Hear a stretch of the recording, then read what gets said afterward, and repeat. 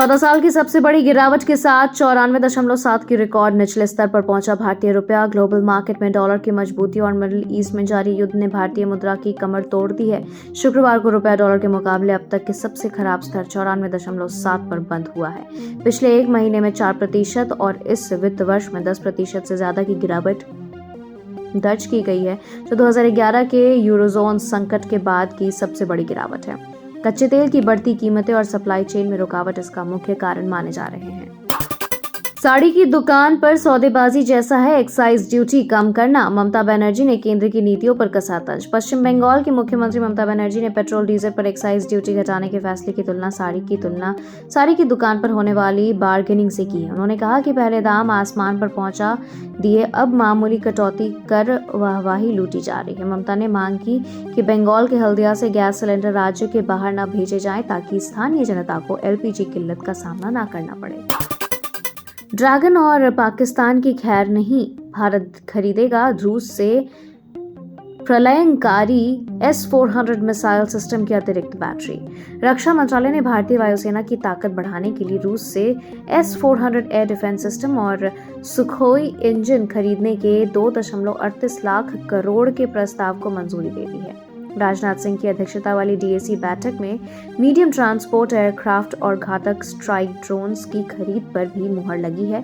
यह कदम चीन और पाकिस्तान की सीमाओं पर भारत की अभेद्य सुरक्षा दीवार को और मजबूत करेगा। क्या फिर लगेगा देश में 15 दिनों का फ्यूल लॉकडाउन? ममता बनर्जी और संजय राउत के दावों से मचा हड़कंप। विपक्षी नेताओं के बयानों ने देश में नई बहस छेड़ दी। ममता बनर्जी और संजय राउत ने आशंका जताई है कि पीएम मोदी पेट्रोल डीजल बचाने के लिए 10 से 15 दिनों का लॉकडाउन लगा सकते हैं। हालांकि केंद्रीय मंत्री हरदीप पुरी ने इन दावों को सिरे से खारिज करते हुए इसे कोरी अफवाह बताया है। सरकार ने स्पष्ट किया कि ईंधन की कोई कमी नहीं है और लॉकडाउन जैसा कोई भी प्रस्ताव विचाराधीन नहीं है। केजरीवाल सरकार दिल्ली के लिए टीबी बन गई थी। मुख्यमंत्री रेखा गुप्ता ने बजट चर्चा में बोला हमला। दिल्ली में मुख्यमंत्री रेखा गुप्ता ने विधानसभा में आप सरकार पर तीखा प्रहार करते हुए कहा कि पूर्ववर्ती सरकार दिल्ली को 47,000 करोड़ के कर्ज और अधूरे प्रोजेक्ट्स के दलदल में छोड़ गई थी। उन्होंने प्रधानमंत्री मोदी का आभार जताते हुए कहा कि संकट के समय एक्साइज ड्यूटी घटाना प्लानिंग का हिस्सा है। उन्होंने दावा किया कि उनकी सरकार ने देश में सबसे कम ब्याज दर पर लोन लेकर दिल्ली की आर्थिक सेहत सुधारी है। नीतीश कुमार की सीएम की कुर्सी रहेगी बरकरार। राज्यसभा चुनाव के बाद इस्तीफे और तकनीकी पेच पर बड़ी खबर।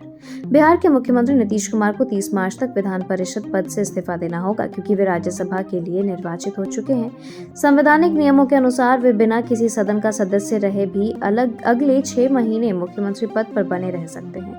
जेडीयू सूत्रों का कहना है कि इस तकनीकी राहत के कारण बिहार में फिलहाल सत्ता परिवर्तन या नई सरकार के गठन में देरी हो सकती है।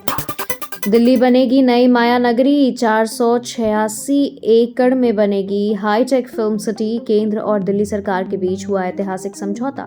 मुंबई और हैदराबाद की तर्ज पर अब दिल्ली भी मनोरंजन का केंद्र बनने जा रही है। केंद्र सरकार ने फिल्म सिटी के लिए 486 एकड़ जमीन देने का फैसला किया। इंटरनेशनल फिल्म फेस्टिवल के दौरान दिल्ली सरकार और प्रसार भारती के बीच MOU साइन हुआ है। यहाँ अत्याधुनिक स्टूडियो, फिल्म स्कूल और पोस्ट प्रोडक्शन सेंटर बनेंगे, जिससे हजारों तकनीशियनों और कलाकारों को रोजगार के नए अवसर मिलेंगे। जनता का पैसा, जनता को राहत नहीं। एक्साइज ड्यूटी कटौती पर पवन खेड़ा ने दागे तीखे सवाल। कांग्रेस ने केंद्र सरकार द्वारा पेट्रोल डीजल पर 10 रुपए की कटौती को झुनझुना बताया है। पवन खेड़ा ने आरोप लगाया कि इस कटौती का फायदा आम उपभोक्ता को नहीं बल्कि तेल कंपनियों को मिल रहा है, क्योंकि पेट्रोल पंपों पर दाम नहीं घटे हैं। उन्होंने तंज कसते हुए कहा कि 11 सालों में 12 बार ड्यूटी बढ़ाकर अब मामूली राहत देना जनता के साथ भद्दा मजाक है।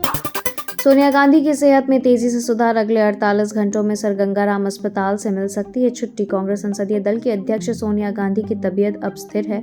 अस्पताल के अधिकारियों के अनुसार वे अब सामान्य भोजन कर रही हैं और चल फिर पा रही हैं। 24 मार्च को संक्रमण और बुखार के कारण उन्हें भर्ती कराया गया था। डॉक्टरों की एक विशेष टीम उनकी निगरानी कर रही है और उम्मीद है कि 1-2 दिनों में उन्हें डिस्चार्ज कर दिया जाएगा। इस बीच कांग्रेस ने केरल चुनाव के लिए उन्हें स्टार प्रचारक भी बनाया है। केरल चुनाव के लिए कांग्रेस ने झोंकी ताकत। मल्लिकार्जुन खड़गे और राहुल गांधी समेत 40 दिग्गज संभालेंगे मोर्चा। केरल विधानसभा चुनाव के लिए कांग्रेस ने अपने स्टार चेहरों की लिस्ट जारी कर दी है। इस सूची में सोनिया गांधी, राहुल गांधी, प्रियंका गांधी, शशि थरूर और केसी वेणुगोपाल जैसे 40 बड़े नाम शामिल हैं। पार्टी ने वायनाड और अन्य प्रमुख सीटों पर आक्रामक प्रचार की रणनीति बनाई है, ताकि सत्ता में वापसी सुनिश्चित की जा सके।